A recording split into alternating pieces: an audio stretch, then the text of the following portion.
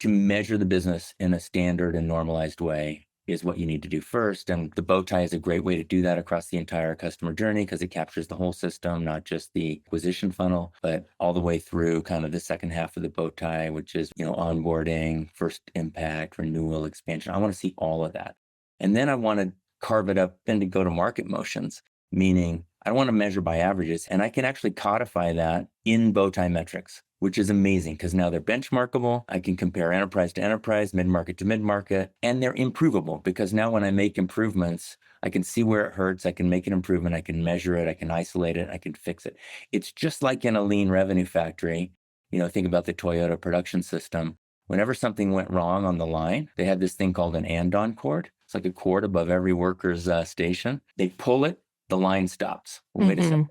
So we're wasting hundreds of thousands of dollars a minute for a stopped production line? Yeah.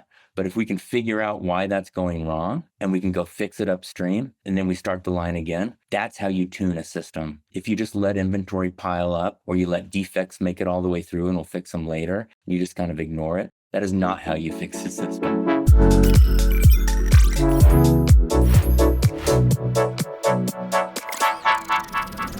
Here we are. Hey, Dave. Great to have you on today. Yeah, thanks for joining us. I'm very pumped about this particular recording and interview that we're doing today. So thanks for coming on. We'll try to live up to expectations. Do you want to give our listeners a little bit of a background and sort of what you do and where you come from? Sure. I'll make it short, though. I'm executive chair and head of product at Winning by Design, which is a global growth advisory firm. And before that, I've helped build and sell SaaS companies. And, since about 1999, I've been building, we didn't even have the word SaaS back then, so I'm old, but we've done 5 of those, and one to Oracle, one to Amazon, 2 to private equity, 1 to a competitor. And just learn kind of the stuff that works and the stuff that doesn't. And some of that really kind of ingrained in me a passion for treating growth like a system, which I know is a passion we share. We're going to talk some more about that. And and I went really heads down on product-led growth. One of the companies I ran was a PLG kind of freemium company. And I really liked the automation and predictability that you can build in, kind of program in. So I wrote a book on that too, Carolyn, and that's coming out later this summer in August. And and just working with Winning by Design to kind of think about overall growth. Whatever the growth is, it needs to be architected and systematic. So that's Love that. Thank you. I'm really excited for everything we're going to cover today. And you're right that we do have a shared passion for this idea of systems thinking inside go-to-market. That's a big one for us at Paceto, something we're, talking about all time. So I want to get into the topic of today. We're talking about value systems thinking inside the go-to-market function, but I'd love to hear, what's your definition when we're talking about value systems thinking? What does that mean to you? What does that mean to Winning by Design? Yeah. So within GTM, right? Mm-hmm. Or within go-to-market. We're not going down the philosophy kind of like, well, I mean, there's some really, really simple handles that you can grab onto, but in general, like growth for a recurring revenue business, especially like growth is a system, and anywhere you kind of make an adjustment, it's going to show up in other parts. So like you think, and we all know this, even in a linear thinking mindset, you kind of know this, like you underqualify leads on the front end and you let more through than should go through. Your sales team's going to have more work on their plate to like do the rest of the work, to filter through all those unqualified leads. Like it's just a lot of work. So I make an adjustment over here. I see an impact over here. Or sales sells kind of off-label kind of use it, makes promises, off-label promises in the sales process and lets customers through that actually aren't core ICP customers.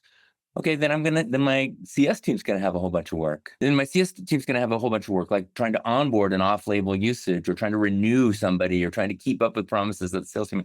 So it's a whole system, and we got to, and we need to manage it like a system. And it's very hard to do that based on the way we organized ourselves in silos. Like I can't tell you how many board meetings I've walked out of where the marketing leader, says, "Yep, up and to the right, everything's great. Like we hit all our goals," and then leaves the room, and then the sales leader comes in and says, "Well, we didn't, we're not winning. Maybe we'll get them next quarter." Like that ain't right. We're either winning or we're not winning. We're playing as a team.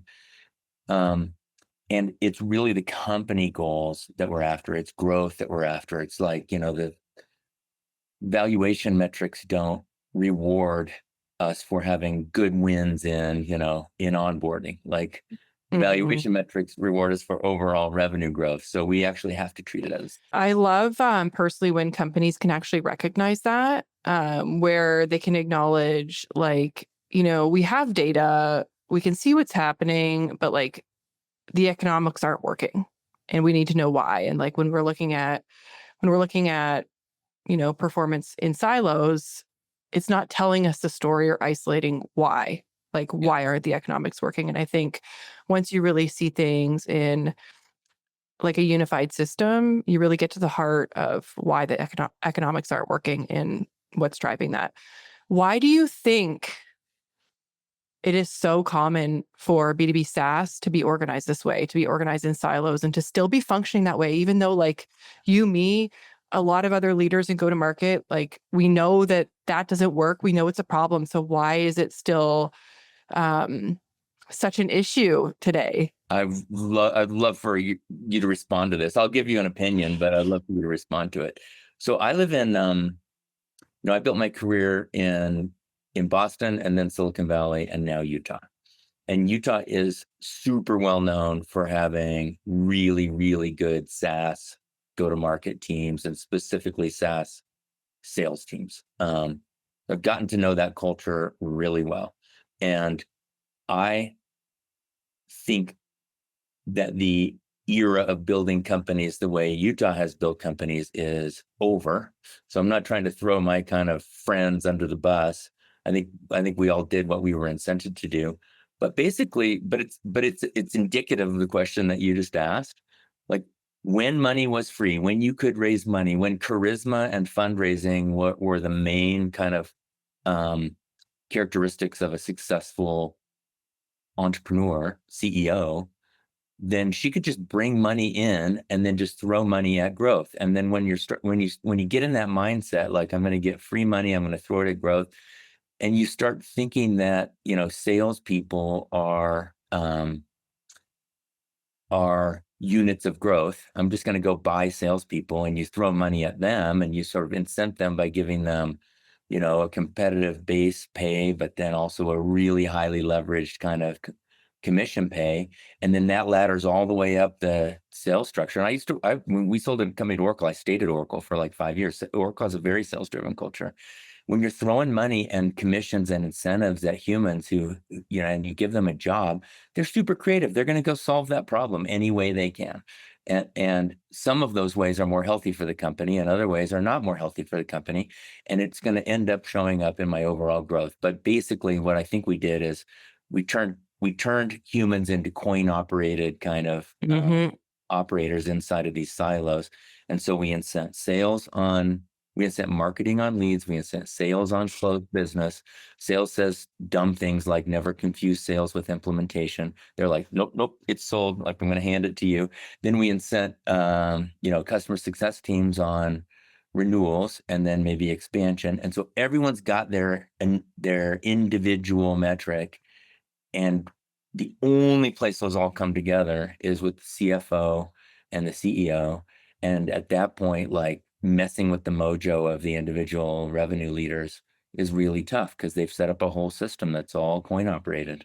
I agree with that entirely. I think the way you framed it is really, really interesting. But I think my perspective on this is very similar to yours in that we're operating based on the way we actually measure individual functions. And I think it really comes down to the way that we measure and track performance is antiquated and broken. I think that comes down to data architecture, how we're actually capturing data across the full revenue factory at every stage. But also I think that this is a real mindset shift. Like I think a lot of CEOs investors, CFOs, leaders at the top, um, maybe haven't totally recognized that we need to adjust sort of how we think about go to market and sort of thinking about them in systems. But I think a lot of that is now perpetuated again by the data architecture, because if we don't have a better way to measure, how can we shift our thinking? Right. It's like the two really go hand in hand. And I think, in my opinion, sort of like the data architecture and the systems thinking kind of comes first as a way to drive impact and change across an organization. Okay, so you would say, yes, it's compensation, but compensation is a function of measurement, and measurement is a function of data architecture.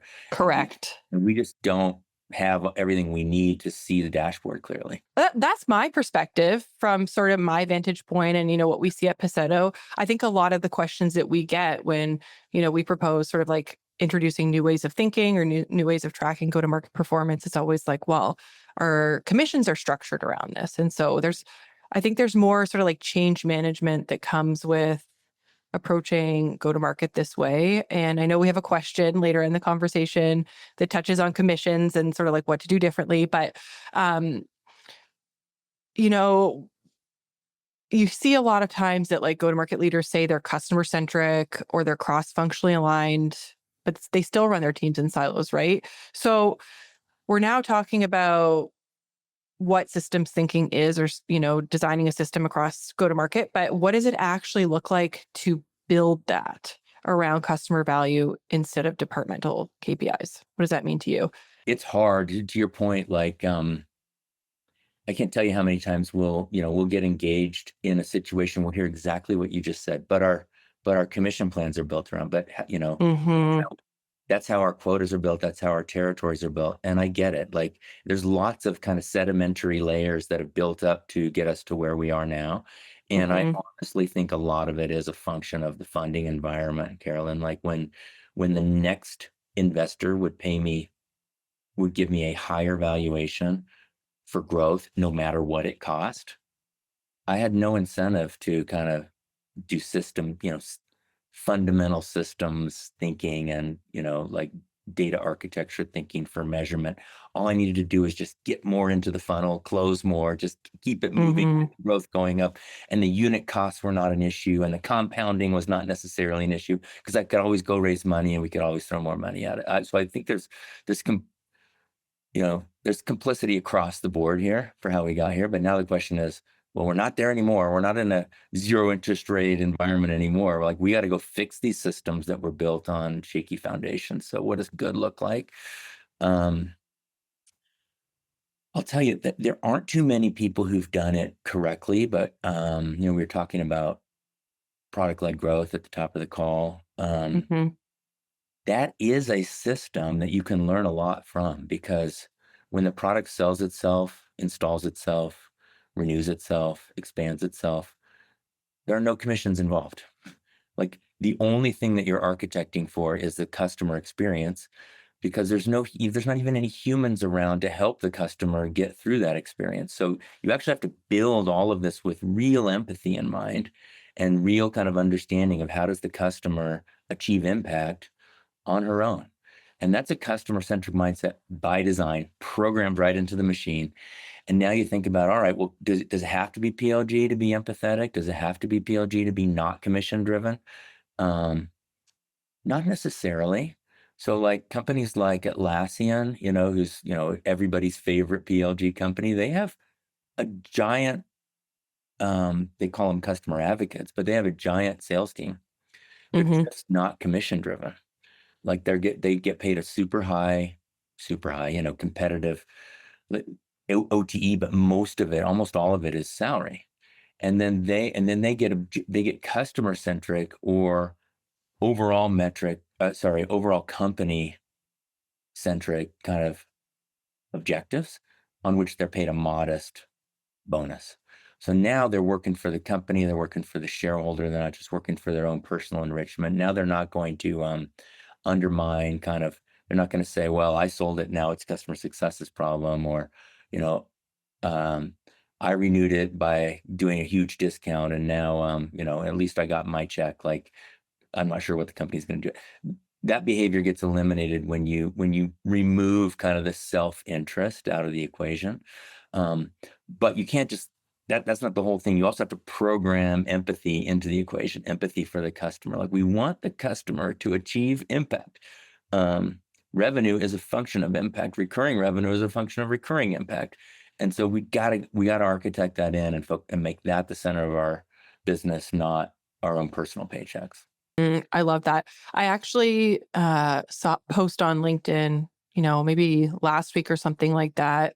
It was a reflection from a CMO about, like these sort of like systematic things we keep seeing in go to market. And one of them was, sales and marketing sort of like butting heads, competing for credit. And there was a comment that resonated with the person who wrote this post that said, well, marketing is paid like a pretty competitive salary, where as much of the livelihood of a salesperson really depends on the commission they earn from closing deals. And I really like your approach here, which is, let's just rethink how sales is compensated entirely. Maybe it's more OTE centric than commissions based. Um, and I think this aligns with sort of our general philosophy, because it's not necessarily one team or another that drives revenue for a business, right? And so when we think about the metrics that are currently used to measure performance, you've got MQLs, you've got marketing source deals or sales source deals. Like I see in the, like, this is not just my personal opinion. I see this in the data that it's never one team or the other. And to just say, oh, sales hunted this and closed it, I think is really, uh, problematic across go-to-market. And it perpetuates, I think, all of the wrong behaviors. And I think this really comes down to what you had said, that, it's really about self-interest at that point. It's not productive, though, for actually driving revenue. But yet investors or, the C-suite want to shortcut like the answer of like, well, what department performed? What, Yeah. how successful is each department in generating revenue? But I think that approach is really, really flawed. It sounds like you sort of share the same perspective there. Yeah. And the culture is gonna start at the top. Forget about the board. Like I know that we raised money from them, and I know they're gonna try Mhm. to tell us what to do, and they've got opinions, but that doesn't mean that they're running our company. Like we're running the company. So, and then the CEO gets to set the culture and the tone. So if I'm a CEO today, no matter what environment I grew up in, it is not the same environment that we have today by definition. Like we have an onslaught of automation coming in to go to market. And if PLG wasn't enough, now it's AI. And AI, and anything PLG couldn't automate, AI will automate.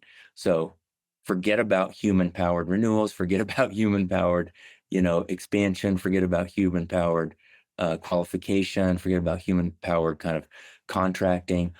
Anything that can be automated will be automated, which means, which is how some of these companies are building to 10, 20, 50, 100, 200 million in ARR with, less than 100 people in their company, because everything's just automated. It's all self-service. So now I'm running a SaaS native company. I cannot compete if I want to just run the old playbooks. I will have to figure out new playbooks. Okay, Hmm. got it. So once I get myself out of that mindset, that I'm running yesterday's playbooks, the ones that got me to where I am. Once I'm out of that mindset, then I got to figure out, well, what are the playbooks? And that's where we get to what you're calling for. Like, look, so now I've cracked it open. Patience open on the operating table. What do we want to do?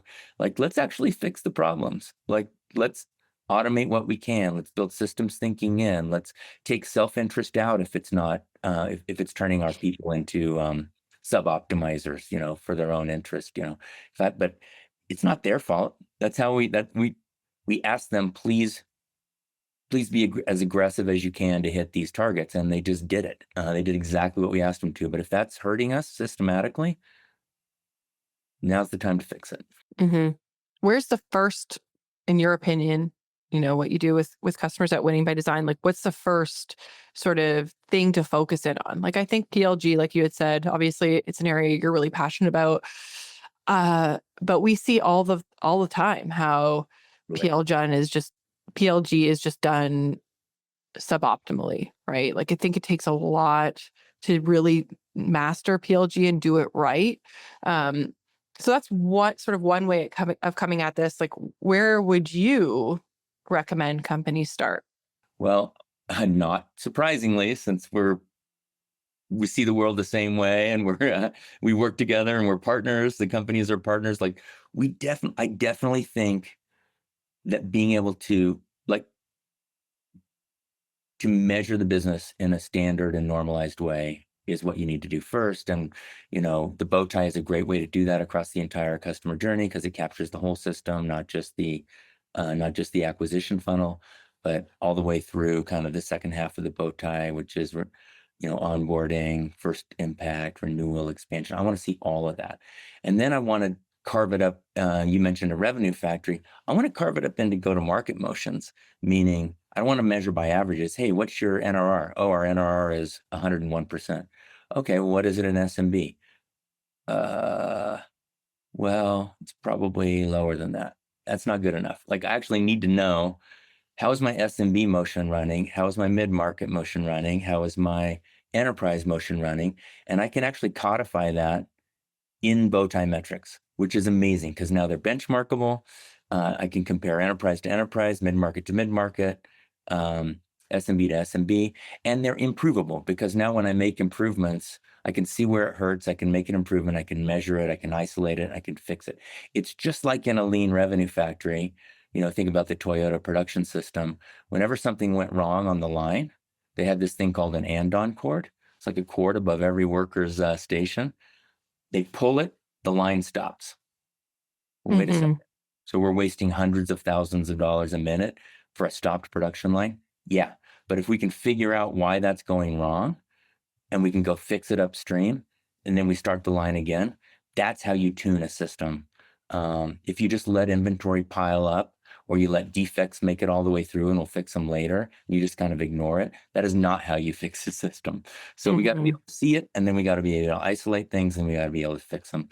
It's really about visibility. You said it before, like a data architecture that gives me that will allow me to operate it like a responsible kind of revenue factory. I love that. And I think I see this all the time. Like it's about capturing the whole system, not just the acquisition funnel. But I think so many companies just look at the left side of the bow tie and they're so laser focused on like new logo generation and completely ignore the other side of things. Yet I come up through marketing, right? So I have like a very marketing centric approach to all of this, but like very rarely do we look at the impact that marketing actually has on the right side of the bow tie with renewal and expansion and, retention. And we're so caught up in like top of funnel MQL generation. I don't love that metric. I actually like quite dislike it because I think it's really problematic. But I think when you can capture the whole system and not just the acquisition funnel and be able to actually appropriately measure the impact that marketing has for the entire journey, I think it's really just game changing because I think in many ways, marketing is very much under leveraged in sort of like the power and the influence that they have within an organization. And when you're just looking at top of funnel activity, I think you're really undermining the strength and talent of, what marketing is really capable of. Amazing. I came up through marketing too, Carolyn. I did some sales and some partnership and strategy stuff, but I'm like, in my heart, like I really do believe what you're saying, the marketing, and just think about it this way. We talked about customer centricity, revenue leaders say they're customer centric. Where are our customers? On that side of the bow tie, not that side of the bow tie. Those are our prospects over there, but our customers are over there.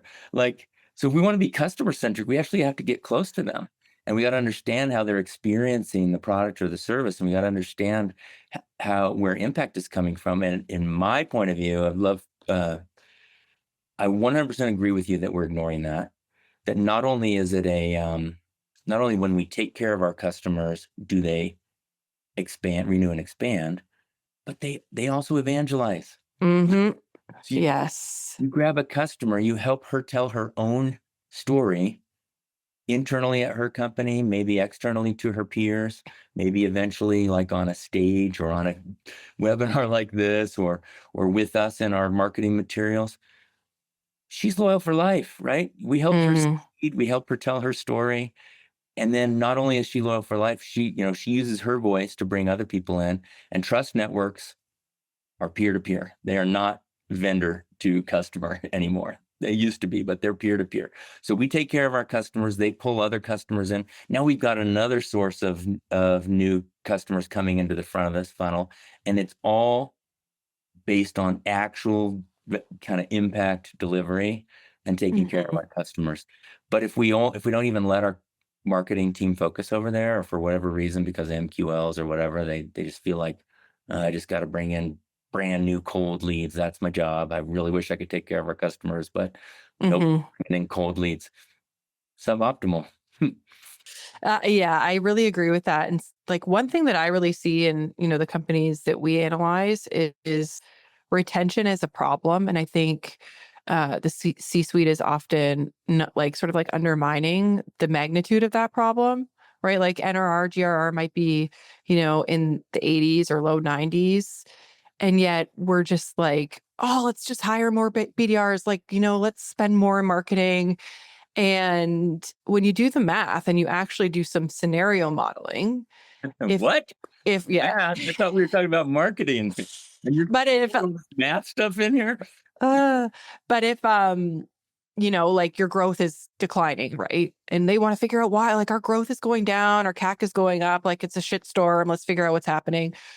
Honestly, one of the biggest levers I think that you can pull is to fix your retention and keep your customers happy, renew them. Like we're not even talking about expansion. We're just keeping the customers that came into the new logo factory to begin with. Like I think in many cases, if you want to reverse the trend around like growth rate, if that's an issue, that should be the thing to focus on. And marketing can go a long way into um, you know, fixing that problem before it even happens. Like I think lifecycle marketing is such an under leveraged function within a marketing team and usually an afterthought.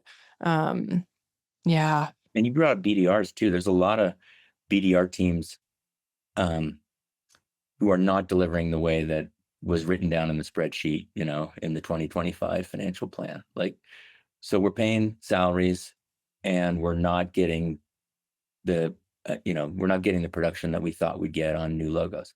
I've Hmm. seen customers literally like redirect those teams towards just to the right of the knot of the bow tie. Like, Hmm. hey, we got these people, they know how to talk to customers, they're naturally empathetic, that's how they're built. Instead of commissioning them on qualifying inbound leads, maybe, or even prospecting externally, maybe if I've got a retention problem, maybe I have them show up instead of saying, "What can I sell you?" They show up and say, "How can I help you?" Because that Hmm.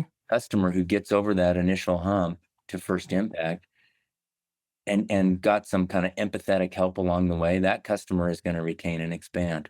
So I might just think about redirecting marketing, and if I want to think about it in a bigger picture, I could even think about some of the humans like the BDRs and SDRs and redirecting them as well. I really love that. And I think this really goes back to what we were saying before, which is like peer to peer networking is really, I think, important in building trust and actually supporting the left side of the bow tie. I think it's really hard to sell an enterprise Yeah. when you don't have evangelists to support you throughout that. I've seen it so many times, and I think that's such a it's just such an underutilized play in go to market. Love that. Yeah. Um, where do you see some of the biggest leaks in value across like a typical go to market system? And how do you go about diagnosing them? I know we had talked, before this about left side of the bow tie first and then right side. So maybe let's talk about the left, right? It's tough out there. I just came off the road. I think I did like 5 presentations in 8 days to Wow. like portfolio PE portfolio. So like rooms full of CROs, CPOs, CEOs.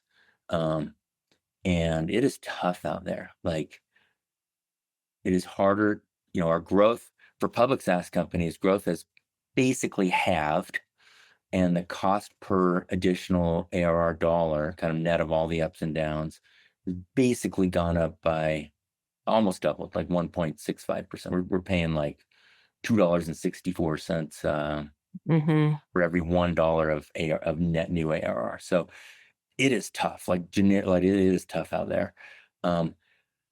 So then the question, and all of that on the left-hand side of the bow tie, comes back to volume. Like, we're just not seeing the inbound interest. We're just not seeing people pick up their phone or answer or respond to emails, or like all the things that we used to do just aren't working. So then we get desperate. Then we start panicking. We start, like you said, we start telling our SDRs to work harder. We add additional SDRs to or BDRs, depending on the motion, to the equation. We think that's going to solve it.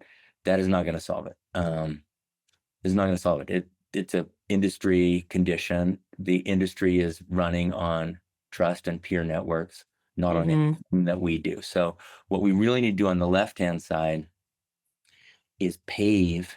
In Boston, they, when they built the city, they didn't build it on a grid. We all wish they would have, like they did, like New York, but it was already a thriving kind of town. So they literally paved paths that were already being used. They call it paving the cow paths.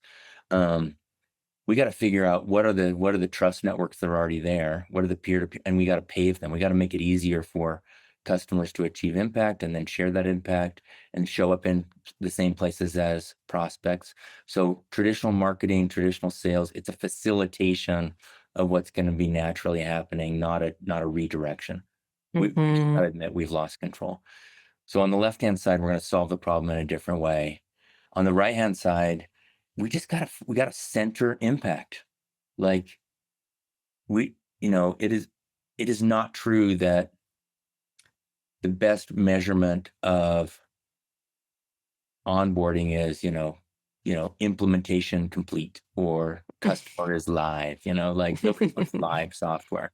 Like, I don't care. What they want is impact. So we got to get to impact. We got to recenter impact in the way that we work with customers on the right-hand side of the bow tie. Because if they achieve impact, then all the rest is going to flow. Renewal is going to flow. Expansion is going to flow. Evangelism is going to flow. So we're seeing a volume problem on the left generically, and that's going to be solved in a different way than just more of the same. And then we're seeing an impact problem on the right, and that can be solved. That can actually be solved by just channeling your inner humanity, helping actual humans get impact from the thing that they put their career on the line to do. And if we have to invest a little bit more, to your point, that might be a higher return on our investment on the right-hand side of the bow tie than just throwing more at not working on the left. Yeah, I think the what you were saying about it's tough out there, I think that really resonates, because what I'm seeing from our perspective is just the things that marketing and sales have historically done, producing content, running, paid channels, like paid social, Google search, things like that. Outbound, like, is just not working. In fact, one company I just consulted with, I think they had basically logged like 10,000 outreach, activities to prospects, okay, in one quarter, and converting less than 5% of them. Like, like, it's just, how do you wrap your head around that? And it's just, how do you fix that? Because, the old sort of, not even the old way, the current way that we have been marketing and selling is just, it's broken. It doesn't work. And then, we're also, marketing's over here, capturing signals. And then, a lead reaches a score of 100 points and we pass them to sales. And then we see virtually all of those marketing qualified leads go nowhere, right? And so I think the overall intent is to build trust, build awareness, become the brand that people want to know more about. They raise their hand, they want to get a demo. And so I think to achieve that, like, we need to sort of adjust how we're actually going to market to do that. So I really like what you're saying, which is, the peer networks, running on trust, like that. And I think, honestly, inner humanity goes a long way on that side of things too. Yeah. I was just talking to someone last night over dinner, and he said, when I purchase something, I don't want to have to schedule a demo. I'm like, exactly. So what about our customers? Do they want to schedule a demo? Like, Hmm. probably not. Like, whatever you like to do as a customer is probably what they like to do as a customer. So however you would want someone to show up on a call, how can I help? Is probably how they want us to show up on a call. Like, how can I help? Um, Hmm. it goes a long way. I agree. Yeah, very much so. We were talking about Atlassian a little bit. I'd love to hear just a little bit more into their story and some of the things behind their success, if you wouldn't mind sharing. I think you had another example in there too. Well, the cool thing about Atlassian, and I was able to study Atlassian and interview them for the book that I wrote, but Very cool. they call their AEs customer advocates. They pay them a high base and a low kind of variable. But the other thing is they don't allow them to talk to non-customers. Not allowed. Really? Wait a second. Then how do I get new customers? If I can't talk to non-customers, how do I get new customers? They have all customers. Doesn't matter if your name is Chevron or Citigroup or Shell Oil or Disney. They have all customers start in the self-service onboarding flow. They're very committed to it.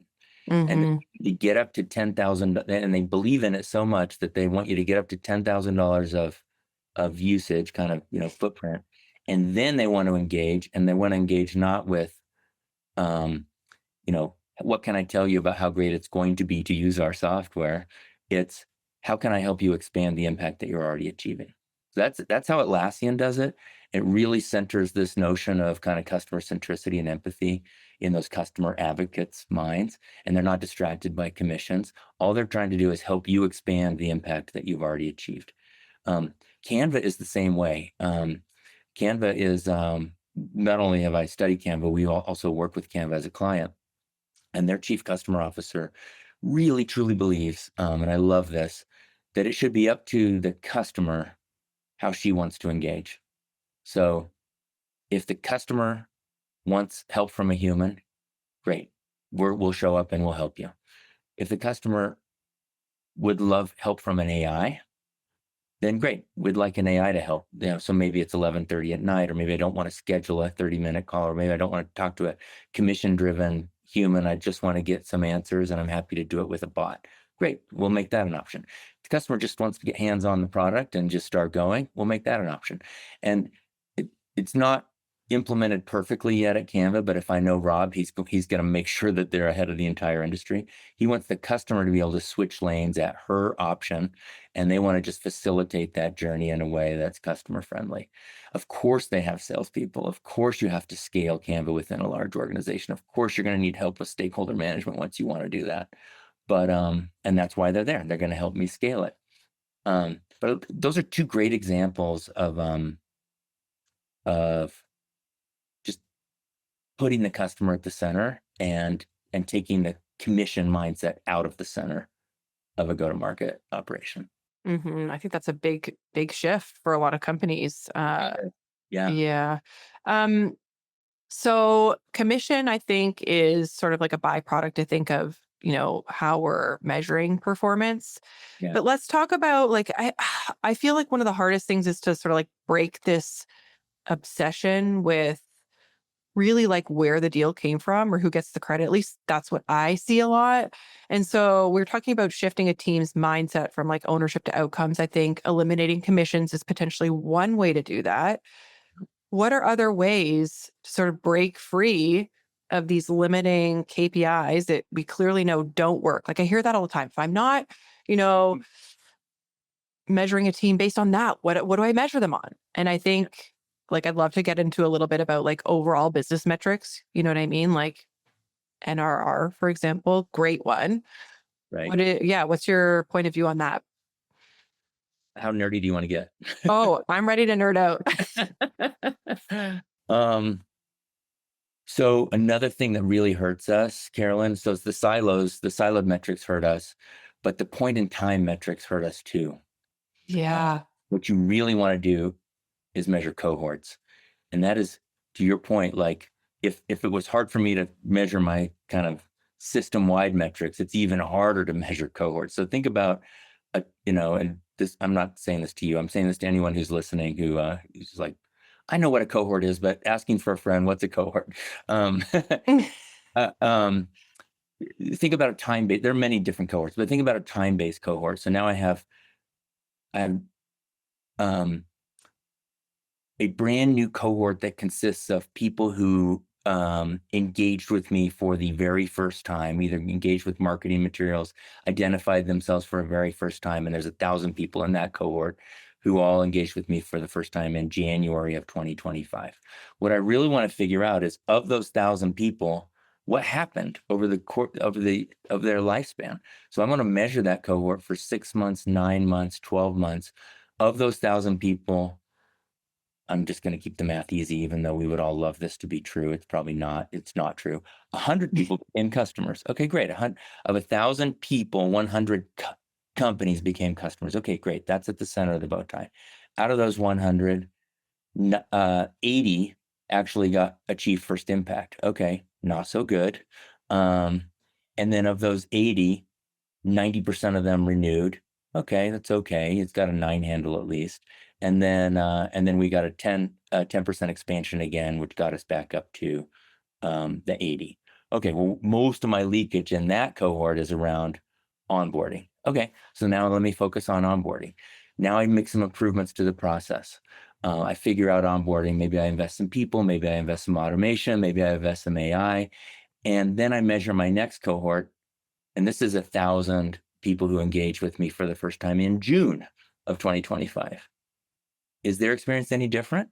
Oh, actually it is. Like now I still get 1,000 to 100 new sales, but of those 100, not 80 get to first impact, 95 get to first impact because of all the improvements that I made. Amazing. So now I'm measuring it by cohort. If I just threw that cohort into the mix and I'm just trying to measure my first impact rate, and I look at it across all vintages of customers from the beginning of time, I'm going to hardly see any movement. I'm going to see that, well, we used to be 80 and now we're 81. Like, that's not going to change. No, Yeah. now we're 95. That is going to change something, but I have to isolate out the cohorts to see it. Yeah, I think that's huge. I really like that. And I think too, this is where the architecture really comes into play because you can measure end to end. And so I've seen some like really cool visualizations of this, like a Sankey chart, for example, where you can see where somebody started, but then really see sort of like the friction points in that journey to see like here's where we started, here's where we ended up, and here's where people sort of dropped off in the process. I really like that for analyzing like the sales process specifically, like from stage 1 to close.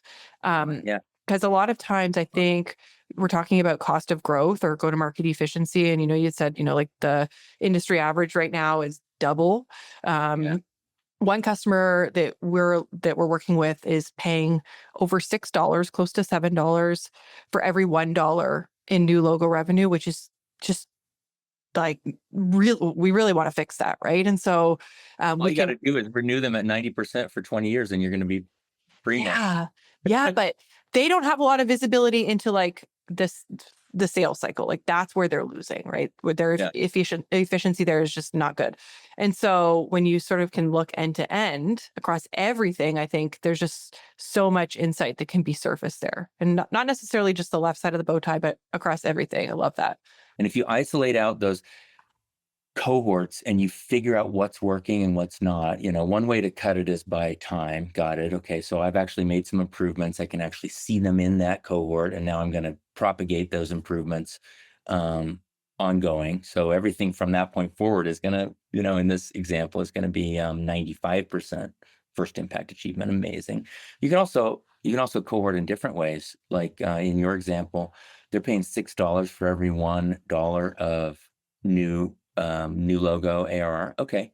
But I bet you could find a segment where they're not paying $6. I bet you could find that in SMB, they're actually paying $3, or in inbound, they're actually paying $2.50, or in referrals, they're actually paying $1. If there's anything in there that is actually working, I got to isolate it out, but I want to go find that. And then I want to figure out how to grow that and then kill the things. Like maybe I'm paying $12 for everything that's SEM sourced. Like, okay, that's bad. This is good. Let's do less of that and more of this.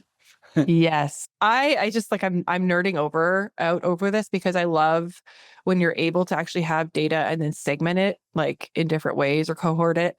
And then you reach that unlock, right? We see that a lot with MQLs, like the leads that come inbound and then, do X, Y, and Z, and then they reach an MQL threshold, we pass them to sales.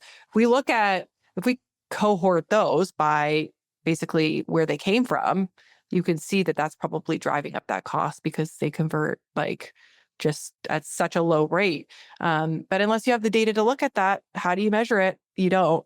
And it could be frustrating, every just so nobody get surprised when you go run when you go home and run this. Like, oh, I found something really cool, and you go run your lead conversions and cost per dollar by lead source. I guarantee you, your number one performing channel will be organic. Hmm. For sure. Just forget about that. Like, of course it is. Yeah. But you can't do anything to boost organic directly. So just set that to the side and now look at everything else organic will grow over time as you build reputation and as and as you kind of LLM optimize your company and as you referral optimize your company. Like, organic's going to grow over time, but but it's not something you can pull a lever on right now and see an impact on. So go look for Well, control.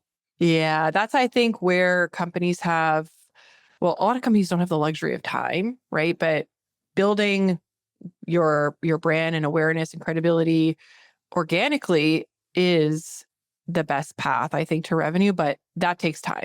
Takes And you time. can do that through thought leadership. You can do that through building relationships where ultimately the customer recognizes your name and comes to you, right? That's what we all want. But that's not going to be something you can put, like a dollar into machine and pull the trigger and then it's, overnight you're gonna get these types of results. I Right. wish it was because it would make every marketer's job a lot easier. Spoken like a true marketer. Yeah. So we're talking about like, well, I think you and I are both like aligned on, what's the first best next step that anybody who like feels these pains and these challenges, what can they do? Obviously, it's like install the bow tie or the revenue architecture, right? We Yeah. both like fundamentally feel that way. Whose All the job it stuff. Yeah. No, but whose job is that? Who owns that responsibility, right? Because I think that that's a really big point of contention. I think with a lot of people that, come inbound to us. It's just like our CEO thinks that marketing should solve it or that sales should solve it, right? I have my own perspective on this, but I want to hear yours. We had a really interesting two of those five conversations that I talked about from my kind of week on the road were with rooms full of CEOs and um, for private equity owned companies, right? Like, so they're there because they're the best. Uh, Hmm. but the conversation that was really interesting with them was around what made you the best and got you into this seat, no matter what channel you came up through, is not what is going to help you go win today in today's market where nothing's working, where it's tough out there, where AI native companies are completely redefining the way winning happens in their segments. And maybe if they're in your segment, like, you got to move even faster. Like, an AI native approach might disrupt you before you can disrupt yourself. So in my opinion, just through that mindset, it's the CEO's job. Like, I think the CEO has to insist that they see the factory metrics clearly. And that wasn't always true. The CEO used to say, "Oh, that's Mike's job. He's got it. Oh, that's Nancy's job. She's got it. She's done this 100 times. Vivian knows how to do this. Pick a person, FP&A, RevOps, CRO, CCO. What they got it. They got it. I'll be over here with the board and raising money. You guys have got the operations, right?" I don't think that works today. I think the CEO has got to be committed and cannot let up and has to go work shoulder to shoulder with sleeves rolled up as an architect, because for Vivian and Nancy and Mike, they also didn't do it this way as they came up. They did it a different way. So they're also kind of rewriting their playbooks as they go, and they need help. So I think it starts with the CEO. And then I'm sure that's not the answer you're looking for. Like the CEO partners with whom is probably the answer you're looking for. um, and I really like, I don't know if you're going to agree. I'd love your response. I really like a partnership between the CEO and the head of FP&A. I know I'm I love that. I know I'm Yeah. skipping over the CFO. CFO should be in there, but Hmm. head of FP&A, and then I want the head of FP&A, which is it's an objective witness, um, to kind of build out the growth model, and then I want the CRO to be a customer of that. I want RevOps to be a customer of that, but the kind of objective truth I think should live with FP&A because they have no commission, clouded judgment. Yeah. I also think there's something really important about somebody in FP&A too, because they have financial acumen, right? And a lot of times as marketers and sales leaders, I think that's important to have to be able to, speak finance language, but it shouldn't be their core focus. And I think sometimes FP&A sort of like acts as a really important bridge or like glue between go to market and like the CEO essentially, which I really quite like. I think we're really aligned on that Okay. perspective. Yeah, but What they it's often don't have is GTM knowledge, though, right? So they may know finance, for and sure. now they have to take kind of the CRO's word for it on how, on how GTM works. And so I think there's a role for a company like Paceto to step in there and be like, okay, we understand GTM, we understand finance. Let's get in the room, let's build this objective model, and let's get the right metrics in front of the company. Let's help the CEO run with a full instrumentation panel. And now we can go run experiments. I often say, what's the point of running an experiment if you can't measure it? Hmm. Yeah. You're just throwing spaghetti against the wall. You actually want to see if it worked, but you're going to have to measure it the way we talked about on a bow tie by cohorts. You're going to have to see, oh, I moved the needle. Cool. Keep that. Oh, I didn't move the needle. Fine. Deprecate that. That's how I got to go tune this system. And I need that partnership to do that. Yeah. I think just going back to what you were saying is, I think the CEO owns this. I really agree with this. And I think the CEO needs to be on board with sort of like the approach at a philosophical level too. Otherwise, we will forever be at the mercy of like how they see or want to measure go to market. Like I think a lot of times CMOs, VPs of marketing really feel this, like really viscerally. They feel the problem because they acknowledge Right. they're not making smart decisions, but they don't have an alternative way to Right. measure or optimize, and they want to fix it. And they can't do it alone. It's Yeah. too cross-functional, it's too in the weeds. And so sometimes when the CEO sort of like forces their hand and says, we're going to do this and we're going to do this as a collective. And, this person is going to quarterback it and we're going to bring in this partner to help us. Those are the companies, in my opinion, that are the most successful. It really requires, I think, cross-functional alignment and buy-in. And when marketing says, "Oh, I really want to do this," it's just really hard. It's like an uphill climb to get everybody to see it their Right. way, I guess. Yeah. Couldn't agree more. Hmm. Okay, cool. So we solved all the world's problems. There you go. Sign off. I wish one day, one day. Yeah. Uh, Way easier said than done, but totally.